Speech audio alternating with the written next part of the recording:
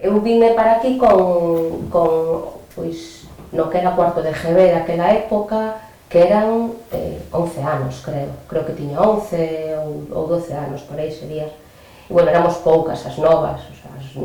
éramos 2, 3 por aula. E eu recordo cando cheguei que, bueno, falaba castelán, non sacaba así moi malas notas, entón tampouco tuve así moitos problemas, pero sí que recordo que, bueno, que había un par de nenas na miña clase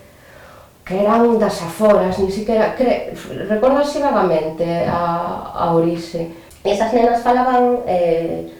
galego, ou, bueno, intentaban falar castelán, pero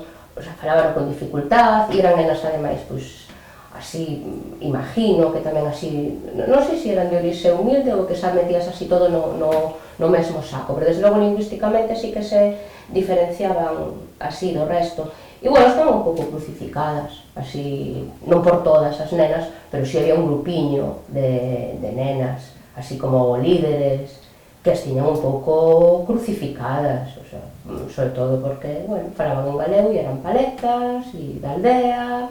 que sempre tiraban por aí con eles, e eran nenas que de vez en cando o pasaban mal, e claro, eu dábame conta deso, e, bueno, imagino que outras rapazas, non, as que non éramos así abusonas, nos dábamos conta deso,